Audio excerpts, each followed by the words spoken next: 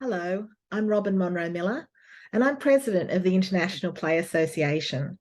It is my great delight to be able to speak to you today and to congratulate IPA Sweden on 40 years as an organisation. It is quite a celebration and it is a landmark occasion. And I'm so glad that you're able to come together in 2022 and celebrate this fact. I suppose when I was asked to present, I was thinking and hearing about the history and the rich history of IPA Sweden and how it contributed to the International Play Association.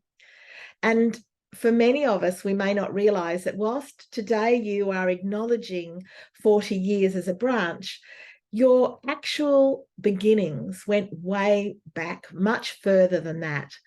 And as early as 1958, work was being undertaken that would lead towards the development of the International Play Association. And I've been honoured to know two of your long-standing members, the late Nick Nielsen and the very present beautiful Brian Ashley. And those two gentlemen have had sort of key roles in the International Play Association in the history. And so IPA Sweden has contributed so much to the International Play Association. And so your role has been bigger than just what was achieved in Sweden. It's been achieved globally by the contribution of your members. And that brings me to the point that when we think about celebrating an organisation 40 years, it really isn't the organisation we are celebrating. It is the people. Each one of you here today, and in fact, those who could not be present, have all been part of that organisation. And all of you have brought different gifts to the organisation. And when we celebrate, we should be celebrating that collection of people, of the contributions that people have made to the mission of play, to promote, protect, and preserve play, which is, of course, the mission of the International Play Association. I think it's sometimes we don't value so much that individual contribution, but it is so critical. And you might be sitting there thinking, I've only just joined. What have I done? Just by being present, by actually signing up and saying, I'm a member, this is a value that I respect and honour, you are contributing. And of course, there are other members who are doing a lot of more things that are bringing their gifts to what can be offered through IPA Sweden. But I think we should always appreciate and value each one of us for the diversity. One of the strengths of the International Play Association has been the diversity. As an international play organisation, we are cross-sectoral, meaning we draw from people across the world who are from different professions. We have play workers, we have landscape architects, we have doctors, we have nurses, we have designers, we have the most talented group of people in our membership. And IPA Sweden is just an example of that. I like to think of the importance of diversity as reflected sometimes in a garden.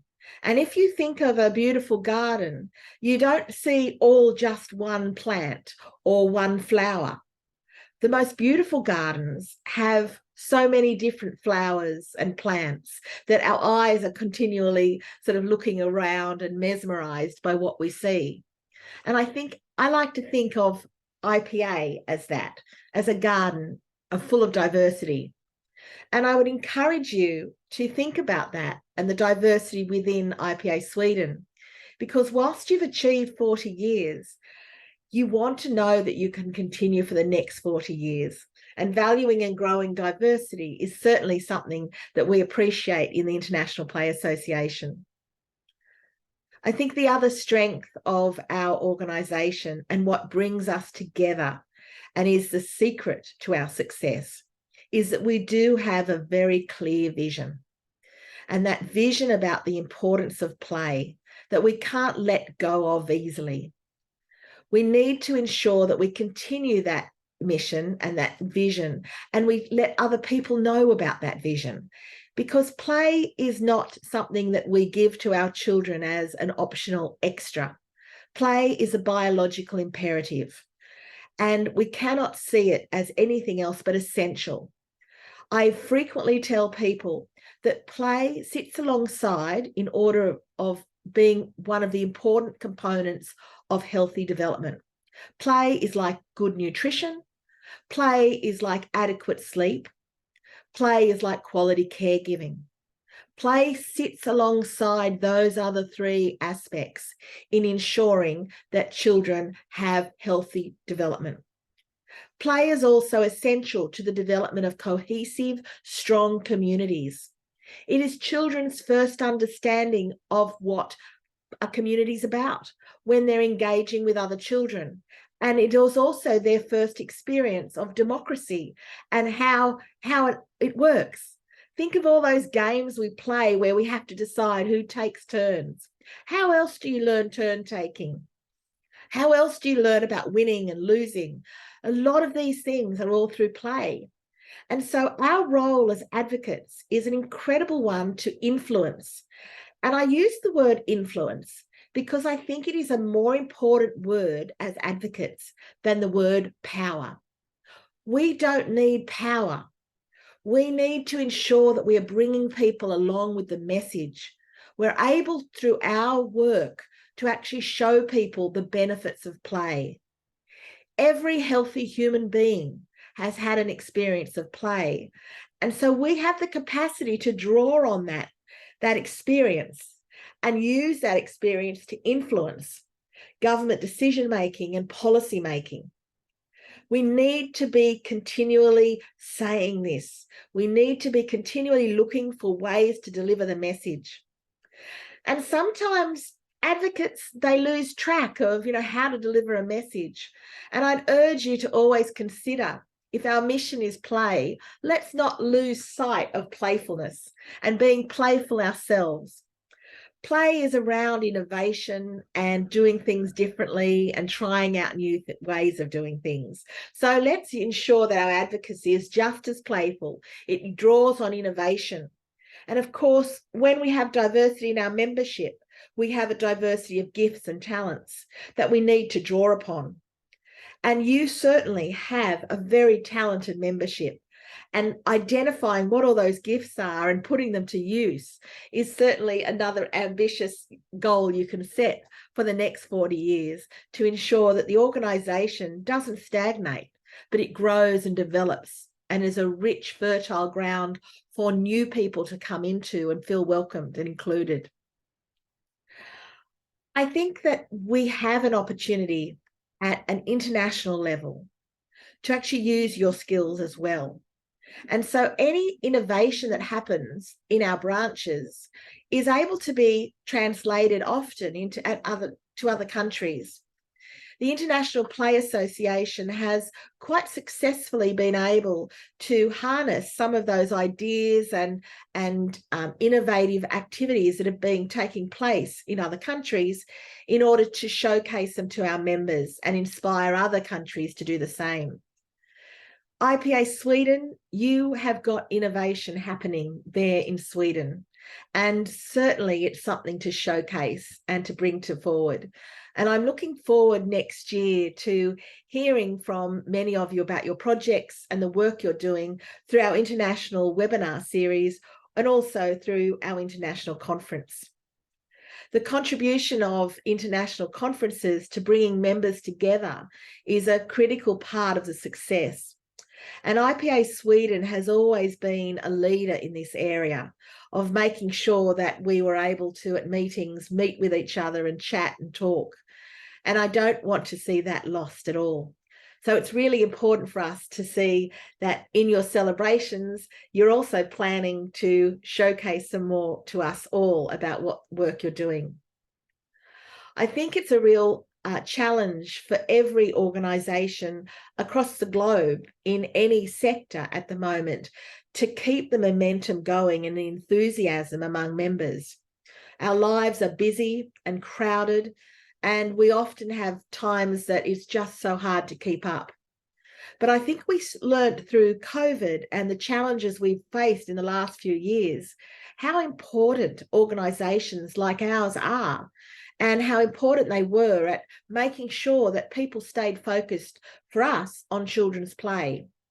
I think COVID and the subsequent outbreak of the pandemic has taught us that we can't live in isolation, and how well we can function, and how important children's play is to their overall development. And so we have taken some learnings from that hopefully will drive us forward with the new challenges that present themselves in the years to come.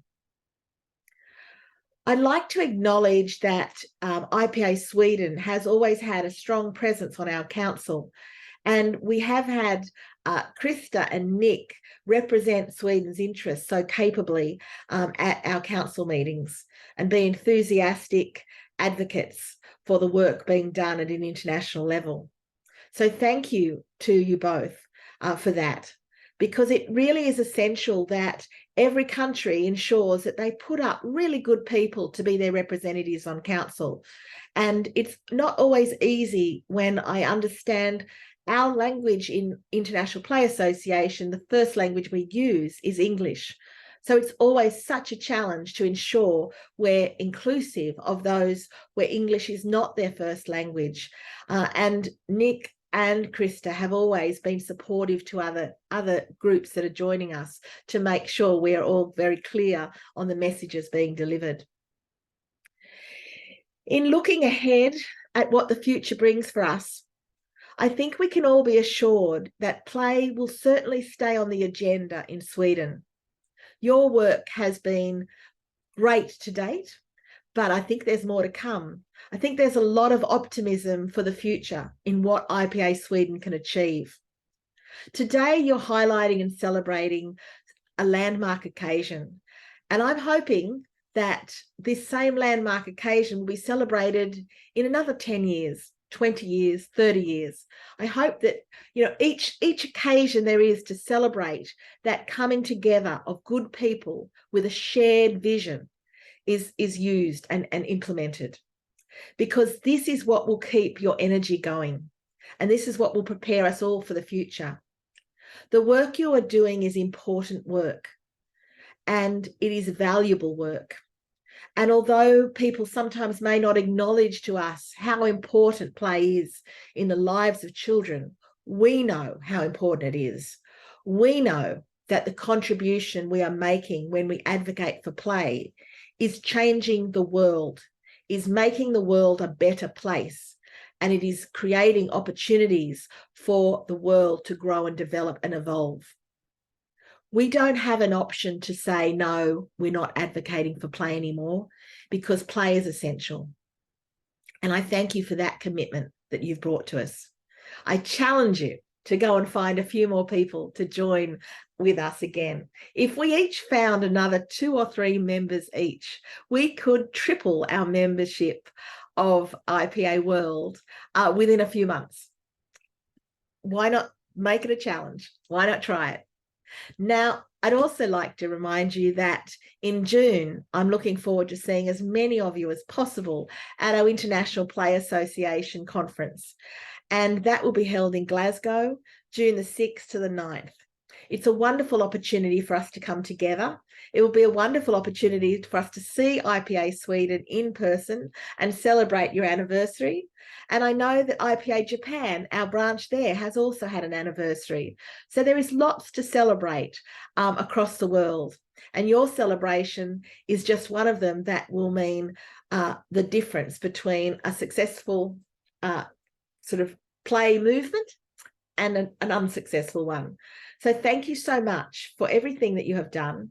Congratulations. And I do hope that today is not just a celebration of an organisation, but an acknowledgement of the contribution individuals have made to ensuring that the mission, our global mission to protect, promote and preserve play is maintained as something that is relevant and important in today's community. Thank you, everybody, and have fun. Most importantly, play well. Bye.